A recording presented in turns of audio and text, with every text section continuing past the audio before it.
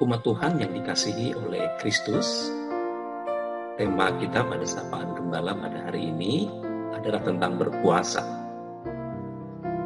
Kita hendak mulai dari pertanyaan yang sering kali ditanyakan, apakah dengan berpuasa maka doa kita akan otomatis dikabulkan oleh Allah?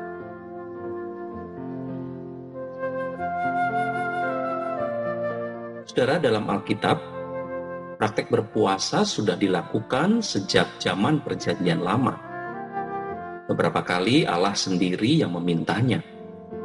Misalnya dalam Yoel 2 ayat 12 dikatakan, "Tetapi sekarang juga, demikianlah firman Tuhan. Berbaliklah kepadaku dengan segenap hatimu, dengan berpuasa, dengan menangis, dan dengan mengadu." Bahkan Yesus pun juga mengatakan bahwa hal berpuasa itu sebagai kewajiban di dalam agama Yahudi.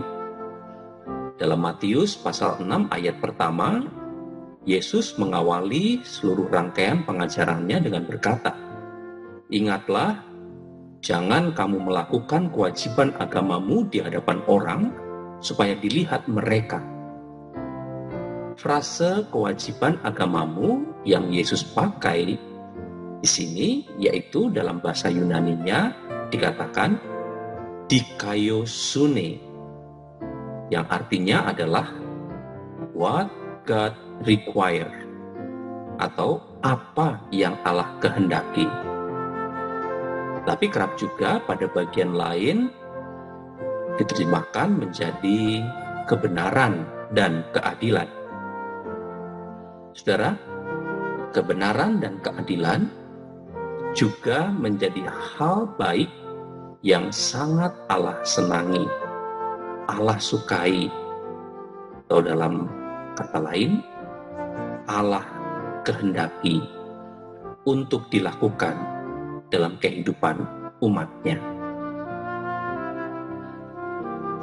Oleh karena itulah, pengajaran yang Yesus sampaikan di sini bukan bertujuan untuk meniadakan kewajiban keagamaan dari orang Yahudi.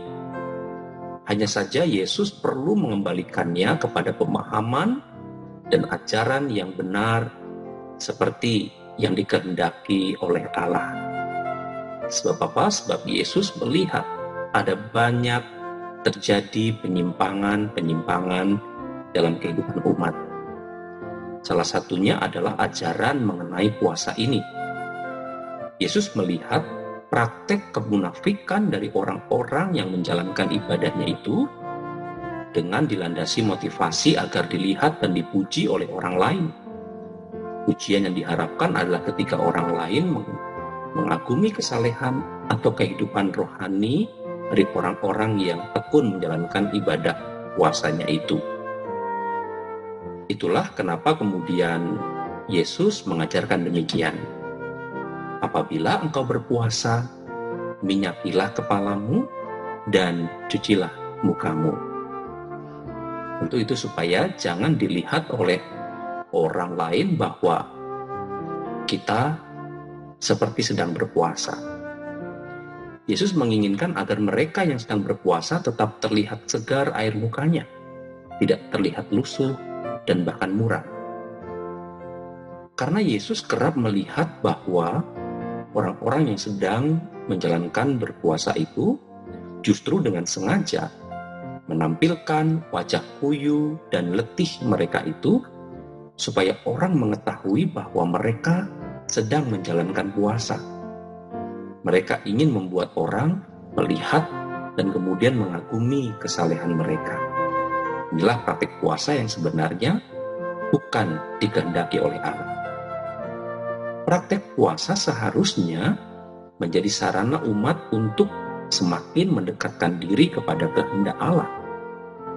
Jadi ini lebih sebagai proses melatih diri untuk terus mencari kehendak Allah itu. Dengan demikian, ketika ini menjadi sebuah kewajiban keagamaan, bukan berarti lalu berhenti hanya sampai pada ritualitas. Apalagi jika hanya diartikan sebagai latihan jasmani untuk menahan hawa nafsu atas makanan dan minuman. Tetapi lebih daripada itu, puasa menjadi latihan rohani agar kita semakin menemukan kehendak Allah itu.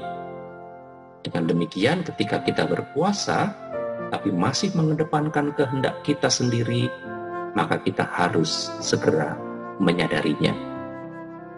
Itulah kenapa doa puasa itu bukan dalam rangka membujuk Tuhan supaya ikut pada keinginan kita. Tetapi berdoa dan berpuasa itu harus memberi cakrawala yang lebih luas lagi atas keberimanan kita bahwa yang sedang kita cari adalah lagi-lagi kehendak Allah. Jadi puasa yang menyertai doa-doa kita harus bahkan wujud nyata dari tujuan kita mencari kehendak Tuhan.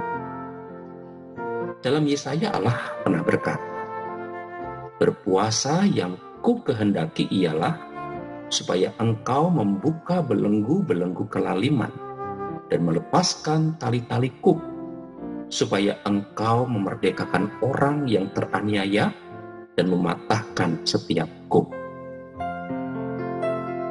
supaya engkau memecah-mecah rotimu bagi orang yang lapar dan membawa ke rumahmu orang miskin yang tak punya rumah. Dan apabila engkau melihat orang telanjang, supaya engkau memberi dia pakaian dan tidak menyembunyikan diri terhadap saudaramu sendiri. Firman Tuhan tersebut menegaskan kepada kita bahwa berpuasa itu bukan berpusat atau kembali kepada diri dan segala keinginan yang kita rindukan, tetapi justru untuk mengarahkan diri kepada orang lain di sekitar kita. Maka pada saat itulah kita boleh menemukan apa kehendak Tuhan itu di dalam kehidupan kita.